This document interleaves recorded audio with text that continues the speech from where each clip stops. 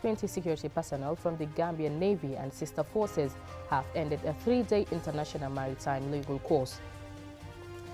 The National Nutrition Agency and partners are implementing the NAFA Quick Cash Transfer Program as part of the Gambia Social Safety Net project in 3 districts. Women vendors at Marshengelo in London Corner, we are trained on organic waste management by Mbol Association and partners. In sports news, with the AFCON draw now concluded and teams preparing for the Continental Showpiece in Cameroon next year, we look at each pool and which teams are likely to make it beyond the group stages.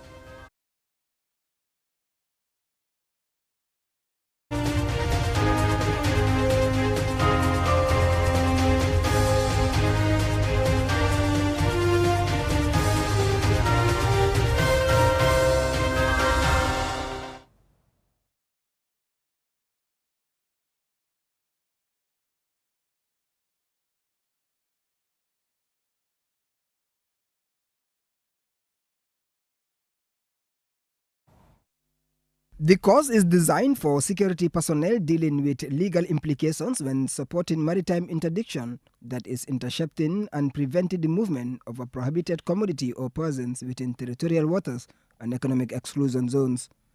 It will equip them with knowledge to secure and deal with illegal activities in our territorial waters.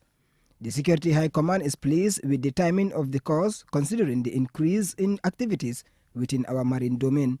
The course familiarized the participants with the United Nations Convention on the Laws of the Sea. Colonel Cooper, the defense advisor to the Gambia Armed Forces who doubles as the British Military Defense Liaison Officer, said the British instructors have also learned a lot from the Gambia Security Forces, particularly during the practical session of the course. And our soldiers, sailors and airmen really want to learn about that too. And time again, I have soldiers and sailors leaving here who've been all over the world, and particularly all over Africa, and they say to me, you know, sir, it was here in the Gambia that I found the most rewarding exercise that we've done. So thank you very much indeed. Navy Commander Commodore Madani Senghor said the training of his personnel will help equip them with the rules and regulations governing the international maritime laws.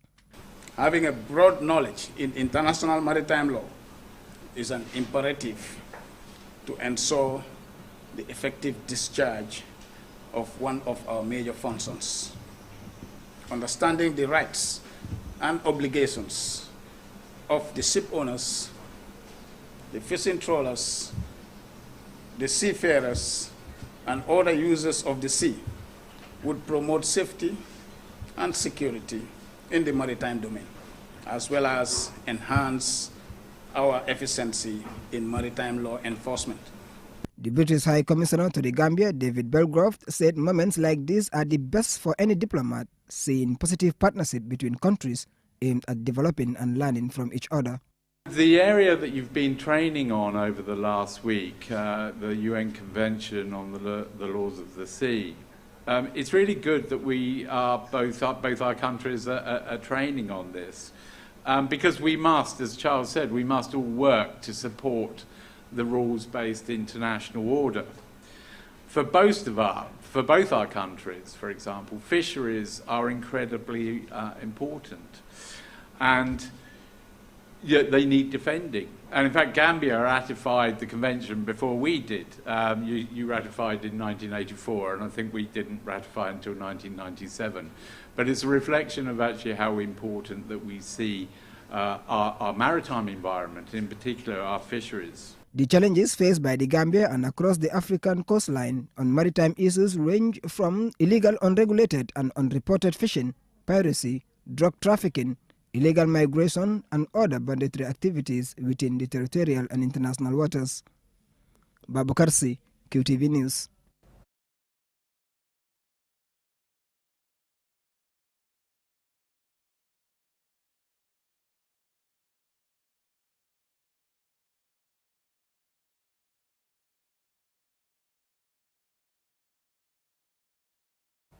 The NAFA Proper program is a combination of cash transfer and a social and behavioral change communication to be implemented in phases. The first phase involved the district of Fonyi Bintang in the West Coast region, Nyaneja in Central River region, and Woolly West in the Upper River region. The community validation of the beneficiary list was done as part of preparations for the start of the cash transfer.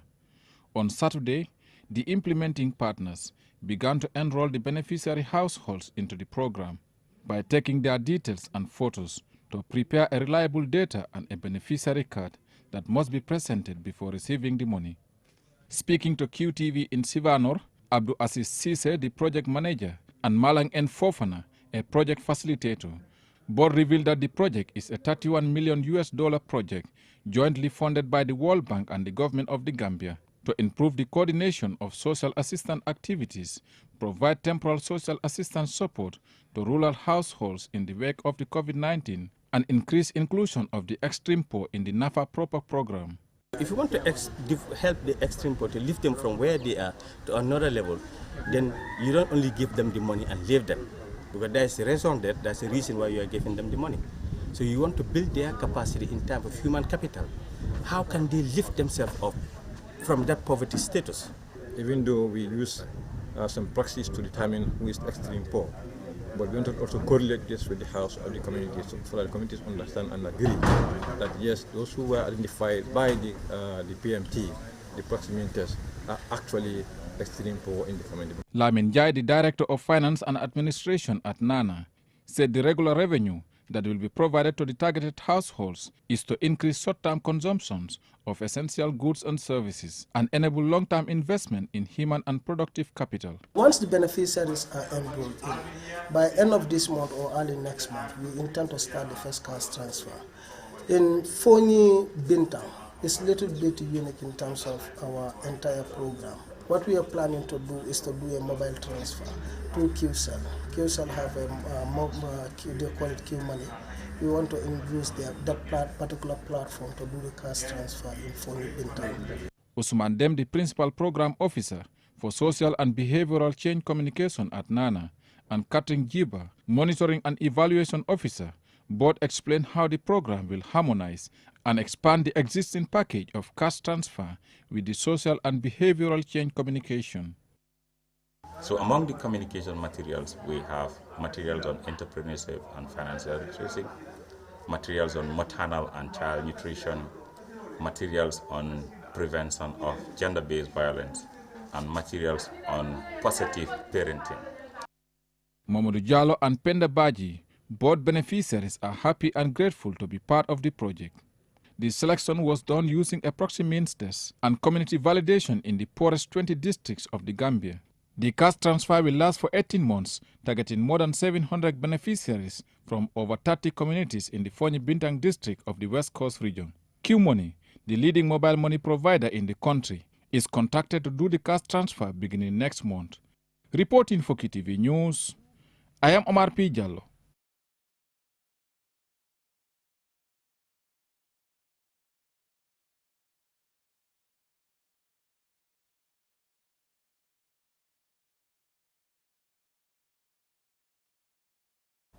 Waste management is one of the biggest challenges faced by markets and municipalities within the Greater Banjul area and the West Coast region. This project seeks to pilot the management of municipal waste with low technological costs, which aligns with climate change to mitigate and transform the waste into organic manure.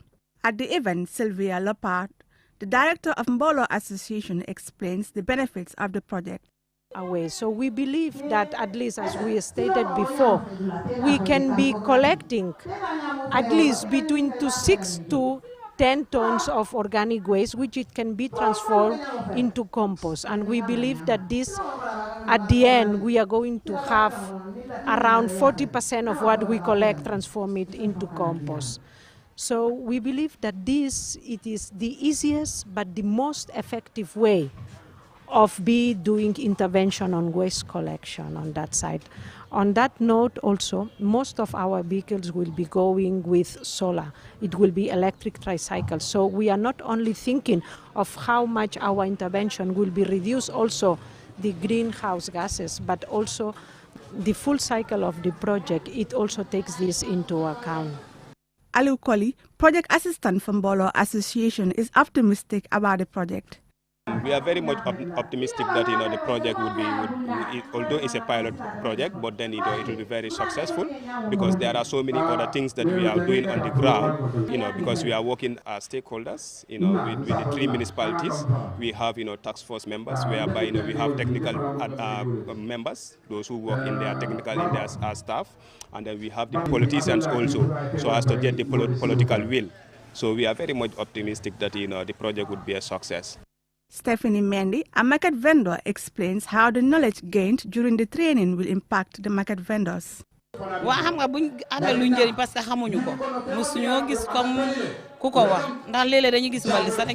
It is true, we used to dispose of waste carelessly because we don't know how to manage waste. Sometimes you will see someone dump waste anywhere.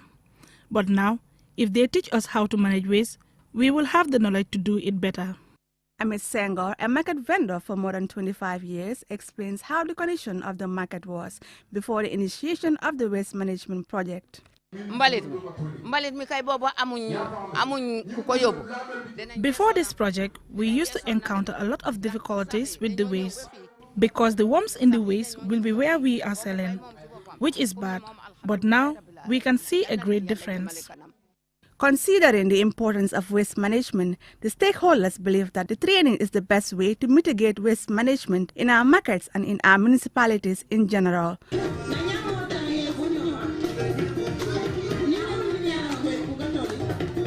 For QTV News, I am Fatou Sanyang.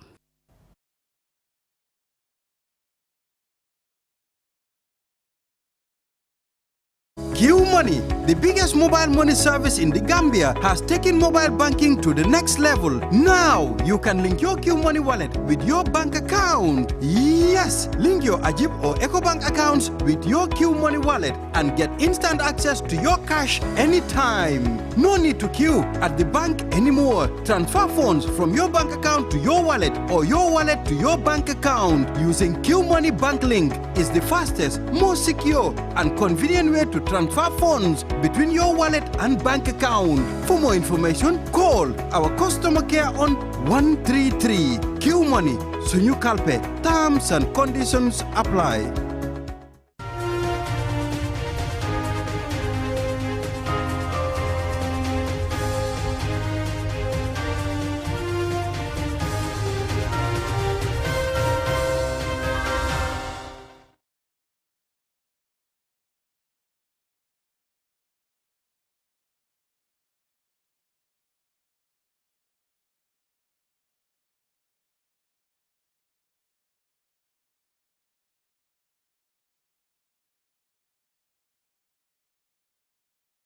Bread is a low-fat source of protein which helps our body's growth, renewal, and repair. The high cost of a bag of flour in summer had prompted bread bakers to increase the cost of a loaf of bread from $7 to $10. Demba Sokna, a bread baker, explains the reasons behind the increase. They increased the price of bread recently to $10. But they also increase the size because you cannot increase the price without increasing the size, or else people will complain.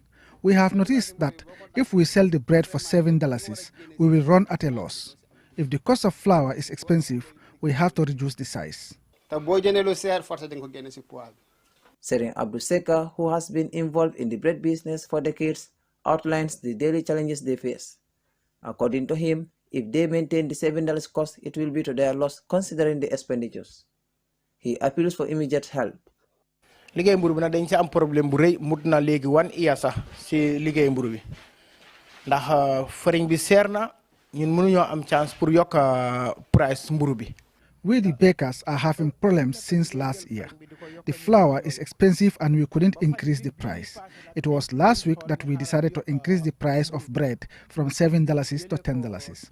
We are appealing to the government to help us because we cannot continue like this.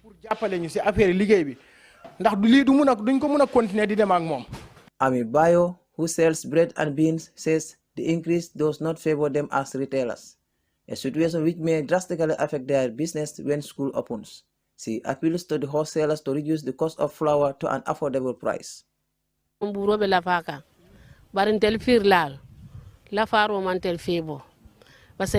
They have increased the price of bread, but it doesn't favor us, the traders. If we buy a loaf for $10, we cannot sell half a loaf to school kids for $15 because they cannot afford it. That will be our loss. Also, if your 3 kids are going to school, how much will their pocket money cost? Aliu Gay, a regular customer, traveled from Misra Kabada to Soma to get bread for his family. He also believes the price adjustment needs to be revisited for everyone's benefit. I am from Misra village, which is 6 kilometers away from Soma. I came purposely to buy bread for my family because I have kids that definitely like bread. But I found out that the cost of bread have been increased from $7 to $10, which is costly.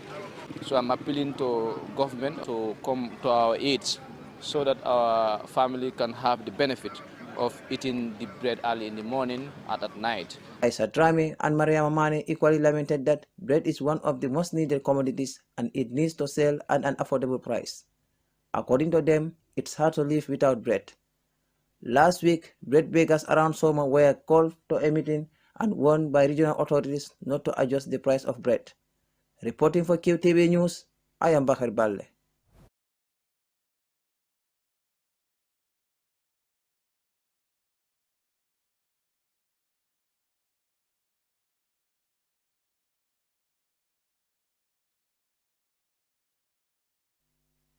Hairdressing salons and barbershops are places where people go for haircuts, plait their hair, do pedicure, manicure, amongst other things.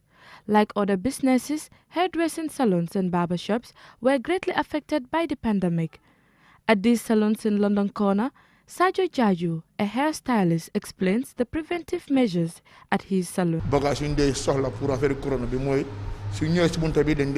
sanitizer, gel, use max. We are careful with the materials we use here. We give sanitizer to anyone who comes in the salon, and they must come with a face mask. As a hairdresser, I use face mask. Our customers call us to book an appointment before coming to avoid overcrowding. We are in a pandemic, and we don't allow the salon to become crowded. Lamin Dabo, a barber, has this to say. Any customer, even with coronavirus visa, even before the pandemic, our materials were always sterilized before using them on customers. This is because we use them on different people. So anytime we use them on people, we keep them clean for the next person. Fatu Baji, another hairstylist, talks of the impact of the coronavirus on their businesses. Business like before. Business is not good because of the coronavirus. Customers fear the pandemic. Some customers ask if we do clean our combs and other materials. And we do so. We clean them with hot water and Dettol to make them hygienic. Fatu Jaite, a customer, explains the preventive measures she took when visiting this salon. So, salon make sanitizer. We can't stay without fixing our hair. When going to the salon, I go with my hand sanitizer and face masks. I make sure their materials are clean before using them on me, because I don't know who they used them on previously, which is not safe. Jerry Ohimuhin, another hairstylist, had this to say. Once I finish making that person say, I have to wash it again. I need money, but I have to prevent them for the corona. I have to wash everything, all my things clean, my shop have to be clean. Because the corona is all about cleanliness. Hairdressing salons and barbershops are places where the virus can spread fast if preventive guidelines are not adhered to. With the few places we visited so far, it appears they are abiding by the preventive guidelines. That is according to what they say and what we saw. For QTV News, I am Zainab Chow.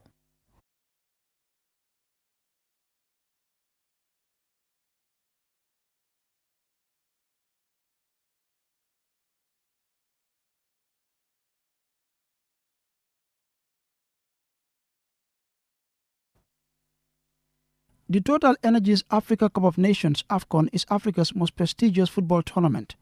First held in 1957, with only 3 countries participating, Egypt, Sudan and Ethiopia, The competition has since 1968 been held every 2 years, and countries such as Nigeria, Ghana, Morocco, Egypt, and next year's host Cameroon have all won it in the past. Tuesday's draw in Yaoundé ended the long wait for countries to find out their group stage opponents. However, it also signaled the formal start of preparations ahead of January when the tournament kicks off. 24 teams divided into 6 groups will compete for the trophy. In Group A, Cameroon are paired with Burkina Faso, Cape Verde and Ethiopia. Apart from being host, Cameroon are expected to qualify from the group stages based on their experience in the tournament. They also boast a young talented squad. Another team expected to make it from the group is Burkina Faso. However, given how impressive newcomers Cape Verde and Ethiopia's qualifying campaigns have been, they are also likely to qualify from the group. It is certainly a competitive group. In Group B, losing finalists in the 2019 edition Senegal will play Guinea, Zimbabwe and Malawi. Senegal are undoubtedly favourites to qualify from this group along with Guinea. However, Zimbabwe and Malawi may be surprise group contenders. Group C is undoubtedly one of the toughest groups. Morocco, Ghana, Comoros and Gabon. Newcomers Comoros have been very impressive during the qualifiers and rightly so earned their qualification spot. However, being paired with teams like Morocco, Ghana and Gabon, who all boast of star-studded squads with a great pedigree in the AFCON tournament, is indeed a huge task. Ghana and Morocco are likely to qualify from this group, but Gabon may also cause surprises. In Group D, you have Nigeria, Egypt, Sudan and Guinea-Bissau. This is also another tough group, but by virtue of their experience in the tournament and boasting several household names in world football, Nigeria and Egypt are also expected to qualify from this group. However, one must not rule out the possibility of Sudan or even Guinea-Bissau, who have also had an impressive qualifying campaign, causing an upset. Sierra Leone, Algeria, Equatorial Guinea and Cote d'Ivoire are in Group E. Defending champions Algeria are expected to make it through to the next phase of the competition and may likely be joined by Cote d'Ivoire. With a strong fight, Sierra Leone may also cause surprises in Group E as they also boast of a young, determined side. Finally, Group F. Newcomers Gambia are paired with Tunisia, Mali and Mauritania. The Scorpions are playing in their maiden AFCON competition, unlike their opponents. However, given their impressive qualifying campaign, the Scorpions could advance to the next stage with a strong fight, although Tunisia and Mali are favoured to advance from the group. The tournament starts from January 9th and concludes on February 6th, 2022. Ansmane Sonyasi for KTV News.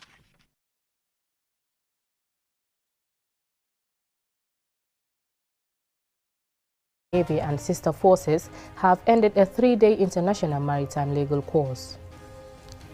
The National Nutrition Agency and partners are implementing the NAFA Quick Cash Transfer Program as part of the Gambia Social Safety Net project in trade districts. Women vendors at Marshengelo in London Corner were trained in organic waste management by Mbola Association and partners. In sports news, with the AFCON draw now concluded and teams preparing for the Continental Showpiece in Cameroon next year, we look at each pool and which teams are likely to make it beyond the group stages.